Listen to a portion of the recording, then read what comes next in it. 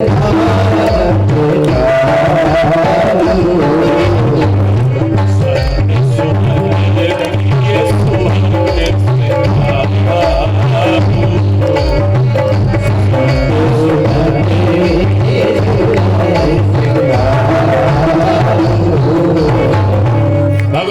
का शस्त्र भी मणि है। हाँ, अच्छा, और भगवान का स्वरूप तो कहते हैं रघुकुल मणि दशरथ के जाए, महित लागु नरेशो पठा। अच्छा, अब भगवान के धाम की बात अगर देखें तो मंदिर मणि समूह जन तारा, नृपद्रह कलश सो इंदुदा। भगवान का नाम, रूप, लीला और धाम चारों मणि ही है। अच्छा, और मणि का काम क्या है?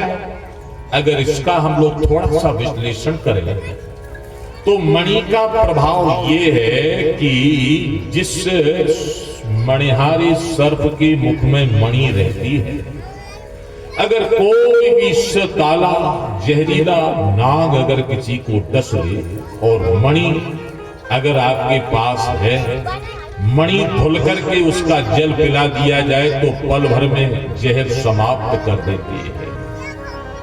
अच्छा, तो जैसे मणि जहर मिटा देती है, प्रकाश देती है, तो भगवान की कथा बोले ये भी तो मणि है। अगर इसका तुमने सेवन किया तो तुम्हारी जन्म जन्मांतर युग युगांतर कल्प कल्पांतरों का जो जहर तुमने पी रखा है। योग वशिष्ठ में वशिष्ठ जी महाराज कहते हैं ये विषय जो है ना, ये विष से भी ज्यादा खतरनाक है। ना विषम विष मुच्यते जन्मांतरघना विषया एक देह हरम विषम। अरे विष तो जो खाएगा वो वही मरेगा, और एक बार मरेगा, बार बार नहीं मरेगा।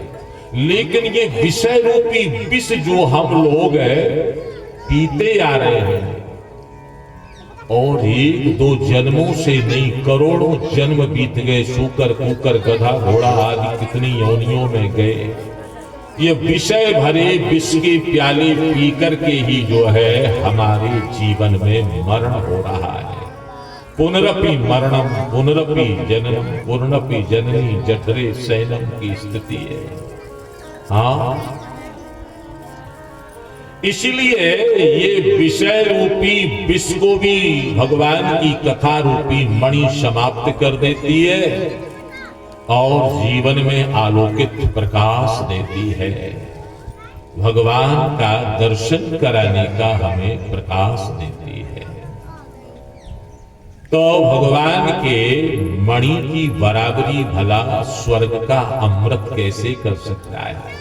अच्छा, और दूसरी बात यह है, स्वर्ग का अमृत पीने वाला जीव का पुण्य नष्ट होता है, और कथामृत पान जो करता है उसका पाप नष्ट होता है। आप जानते हो कि गीता में भगवान श्री कृष्ण कहते हैं तेतम भुक्त्वा सर्वलोकम विशालम क्षीणे पुण्ये मर्त्यलोकम विशन्ति एवं त्रयी धर्म मनु प्रपन्नः गता गतम काम कामालो होते हैं। अर्थात स्वर्ग में जाने के बाद जीव स्वर्ग अमृत आदि का भोग करता है तो धीरे धीरे उसके पुण्य नष्ट होते हैं, फिर वो गिर जाता है। क्षीणे पुण्ये मर्त्यलोकम विशन्ति, फिर से गिर जाता है। लेकिन जो कथामृत का पान करते हैं वह जीव अपने पापों को नष्ट करते हुए पुण्यात्मा बनकर के ऊर्ध्वगामी हो जाते हैं, अर्थात भगवान के धाम के अधिकारी हो जाते हैं। तो स्वर्ग का अमृत नीचे गिराता है और कथा अमृत आपको ऊपर पहुंचाता है। स्वर्ग का अमृत पुण्य मिटाता है और कथा अमृत सुनने वाले पाप मिटा देते हैं। हाँ, अब गंगा में आप स्नान करें तो गंगा उन्हीं का पाप नष्ट करेगी जो स्नान करेंगे, लेकिन ये भगवत कथा रूपी गंगा में स्नान जो करेगा तो उसकी जन्म जन्मांतर के दोष पाप मिटेंगे। और यह कथा गंगा तो घर घर जाकर के जीवों का कल्याण करती है, और वह गंगा आपके घर में नहीं आ सकती है, लेकिन ये भगवान की कथा रूपी गंगा स्वयं चल करके आपका उद्धार करने के लिए। तो इसलिए कथा की महिमा बड़ी अद्भुत है। हाँ, और यही तो कारण है कि हनुमान जी भगवान के धाम नहीं गए, कथा की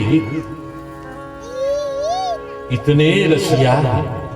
वाल्मीकि रामायण में भगवान सारे अयोध्या वासियों को ले गए, कीट पतंगों का भी लिखा है, मच्छर तक भी। अयोध्या वाले बोले महाराज कम से कम इनको तो छोड़ दो, ये तो बड़े दुष्ट प्रकृति के हैं, हम सोई नहीं पाते इनके मारे, बार बार डंक मार के जगाते हैं। हनुमान जी से कहा आप चलो। हनुमान जी बोले प्रभु, हनुमान जी ने कहा प्रभु हमें ऐसा वैकुंठ और साकेत नहीं चाहिए, यावत् तव कथा लोके विचरस्यति पावन श्यामी मेदिन्याम तवाज्ञा मनुपालन। हम तो इस धराधाम पर तब तक रहेंगे जब तक आपकी कथा रूपी सरिता इस धरती पर प्रवाहित होती रहेगी, हमें नहीं जाना है। इसीलिए तो कहा प्रभु चरित्र सुने को रसिया,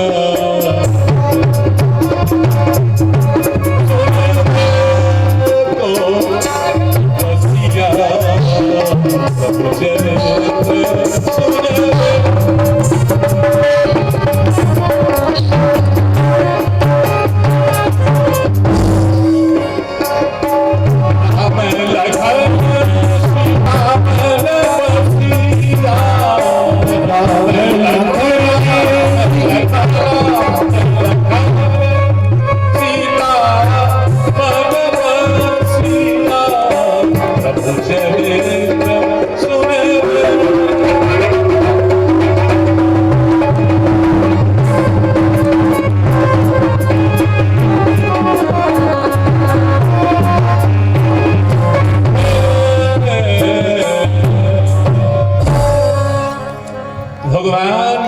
चरित्र की रसिया है श्री हनुमान जी। गए नहीं प्रभु के साथ, कितना महात्म है इस कथा का। हाँ, सुखदेव भगवान बोले देवताओं तुम अगर श्रद्धावंत होकर आते तो मैं जरूर कथा सुनाता, लेकिन तुम तो सौदागर बन के आए हो, ये व्यापार वाला काम लेना देना, ये तो बिजनेस व्यापार करने वालों की बात है, कथा नहीं सुनाएंगे।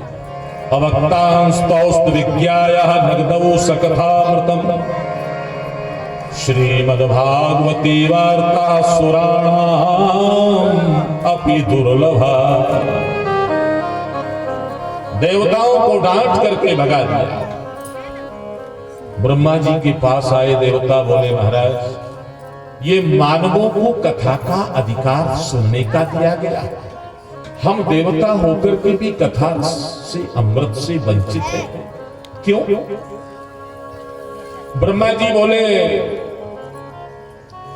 पहले ये देखो कि 7 दिन परीक्षित को कथा सुनने के बाद क्या मिलता है, लेकिन जब 7वें दिन परीक्षित को कथा श्रवण करने से भगवत परम पद प्राप्त करते हुए ब्रह्मा जी ने देखा तो धाता अपि विस्मितः राज्ञो मोक्षम पुरा, राज्ञो मोक्षम पुरा धाता, धाता अपि विस्मितः।